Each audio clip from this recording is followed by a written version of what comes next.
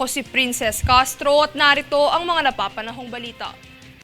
Muling namataan ang volcanic smog o VOG sa Bulkang Taal alas 2 ng hapon nitong Martes, ika-12 ng Marso. Ilan sa mga lugar na apektado ng VOG ang mga taga-Agoncillo, Laurel, Balete, Santa Teresita, Calaca, Mabini, Mataas na Kahoy, Lemery, San Nicolas at Talisay. Kaugnay nito, iba yung pag-iingat sa kalusugan ang ipinapaalala ng Pag-asa sa posibleng epekto nito. Bagamat nananatili ito sa Alert Level 1 status, manatili muna sa loob ng tahanan hanggat maaari at maaari ring magsuot ng face mask bilang proteksyon.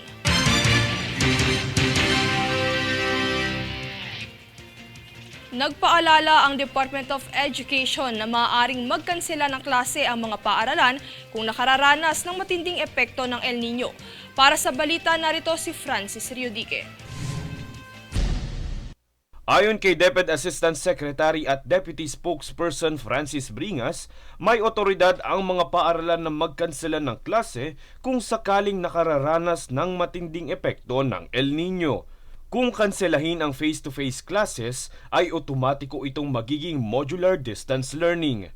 Matatandaang naungkat ang usaping ito matapos i-anunsyo ni Bacolod Mayor Albi Benitez ang pagkansela ng klase sa pampubliko at pampribadong paaralan. Ito ay matapos magkaroon ng forecast ang Pag-asa na magkakaroon ng mataas na index sa lugar. Paliwanag pa ni Bringas, hindi ito ang unang beses na nangyari ito dahil may ganito na din umanong insidente noong nakaraang taon. Francis Riodique, nag-uulat para sa One Media Network.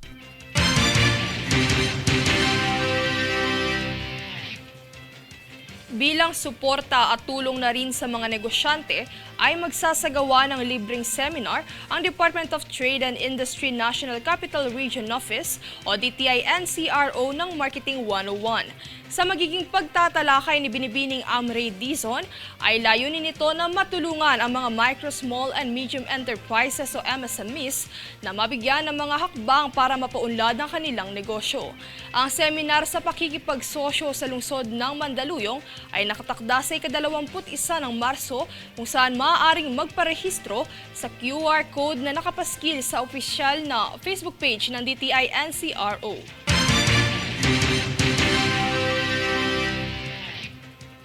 Kami ang boses ng pagbabago. Ako si Princess Castro at ito ang News Force. Sa ulo ng mga balita, Bulkang Taal muling nagbubuga ng volcanic smog. Pagtitipid sa tubig, panawagan sa publiko sa gitna ng banta ng bumababang lebel ng tubig sa mga dam. Serbisyong medikal, tinitiyak ng DOH ngayong panahon ng El Nino. Ilang tripulanteng nakaligtas sa missile attack sa Gulf of Eden nakarating na sa bansa. DOT nakipag-ugnayan sa Austria bilang parte ng pagpapalakas ng turismo sa Pilipinas. 4 na Pilipinong lifters inaasahang makakakuha ng spot sa Paris 2024. Patas at pantay na balita, komprehensibong ulat para sa pulso ng masa. Ito ang News Force.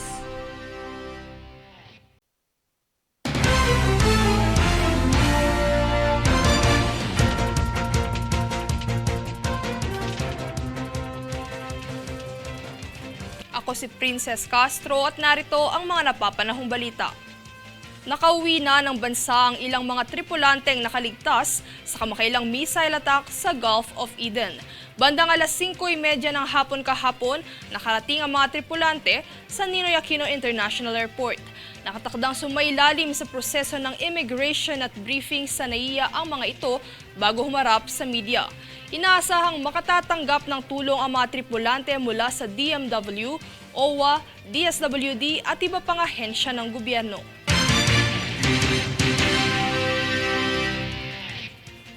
Maayos na daluyan ng tubig ang sinisiguro ng pamahalaan bilang paghahanda sa La Nina na siyang inaasahan na magdadala ng labis na pagulan. Yan ang balitang hatid ni Danisa Lopez. Ibinahagi ni Task Force El Nino spokesperson at Presidential Communications Office o PCO Assistant Secretary Joey Villarama na naghahanda na ang pamahalaan sa dala na ulan ng La Nina, kung kaya't sisiguraduhin nito na maayos ang daluyan ng mga tubig o drainage. Sa inaasahang pagtama ng La Nina ay mayroon itong epekto ng pagbabaha dahil sa panahon ng tag-ulan na dala nito. Pahayag ni Villarama, ang kaayusan ng mga drainage ay isang gawain na kailangang panatilihin hindi lamang sa panahon ng La Nina.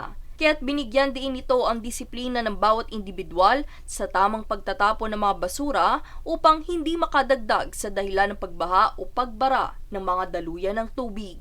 Daniza Lopez nag-uulat para sa One Media Network.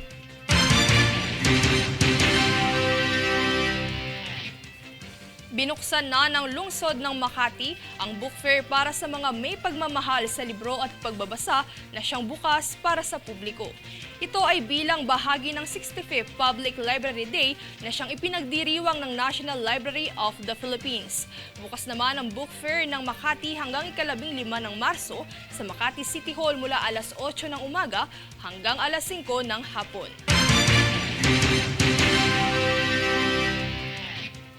Kami ang boses ng pagbabago. Ako si Princess Castro at ito ang News Force. Sa ulo ng mga balita, Bulkang Taal muling nagbubuga ng volcanic smog.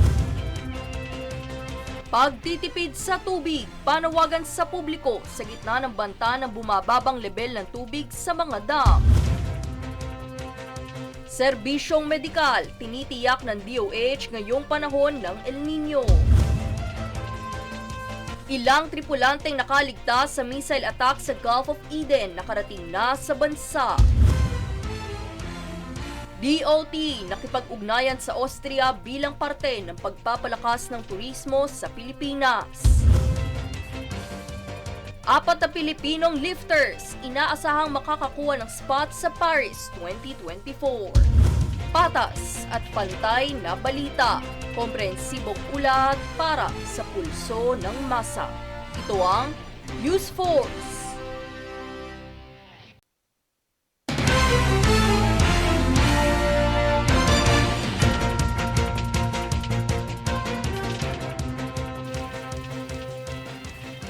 Ako si Princess Castro at narito ang mga napapanahong balita. Idineklara ni Pangulong Bongbong Marcos Jr. na non-working day ang darating na March 22 sa Cavite. Ito ay bilang pagdiriwang ng anibersaryo ng kapanganakan ni General Emilio Aguinaldo, ang kauna-unahang Pangulo ng Republika ng Pilipinas. Formal itong idineklara sa pamamagitan ng Proclamation No. 492 na nagsasabing pagbibigay pagkakataon nito sa mga Caviteño na makiisa sa nasabing pagdiriwang. Umabot na sa $4.2 billion ang nakalap na investment pledges ng Pilipinas mula sa Germany. Alamin ang detalye sa ulat ni Francis Riudique. Sa naging working visit ni Pangulong Ferdinand Marcos Jr. sa Germany, 7 investment deals ang naitala ng Pilipinas. Kung susumahin ang investment pledges na ito ay pumalo sa $4.2 billion. Kabilang dito ang pagkakaroon ng fully integrated solar cell manufacturing factory sa bansa para mapaigting ang supply ng renewable energy.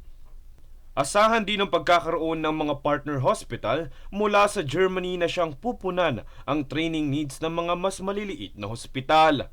Mas palalakasin din ito ang innovation think tank na programa ng Administrasyong Marcos.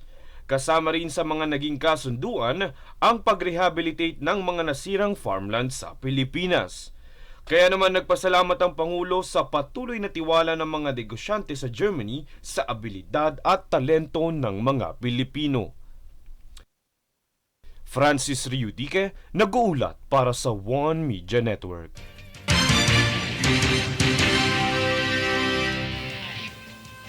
Nakatakdang ianunsyo ng Civil Service Commission o CSC ang resulta ng March Career Service Examination Pen and Paper Test o CSC-PPT sa 12 ng Mayo. Maaring makita ang resulta sa kanilang official website na nakatala sa inyong screen at maaring mag-generate ang individual examination rating sa online Civil Service Examination Result Generation System ng site. Matatandaang ginanap ang CSC-PPT noong 3 ng Marso kung saan naging mataas ang turnout ng examinees. Ayon kay CSC Chair Attorney Carlo Nograles, mula sa kabuuang 361,674 na nagparehistro, umabot sa 335,356 o katumbas ng 92.72% ang actual examinees sa buong bansa.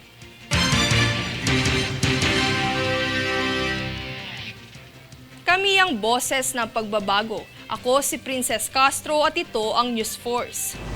Sa ulo ng mga balita, Bulkang Taal muling nagbubuga ng volcanic smog. Pagtitipid sa tubig, panawagan sa publiko sa gitna ng banta ng bumababang lebel ng tubig sa mga dam. Serbisyong medikal, tinitiyak ng DOH ngayong panahon ng El Nino. Ilang tripulanteng nakaligtas sa missile attack sa Gulf of Eden nakarating na sa bansa. DOT nakipag-ugnayan sa Austria bilang parte ng pagpapalakas ng turismo sa Pilipinas. 4 na Pilipinong lifters inaasahang makakakuha ng spot sa Paris 2024. Patas at pantay na balita, komprehensibong ulat para sa pulso ng masa. Ito ang News Force.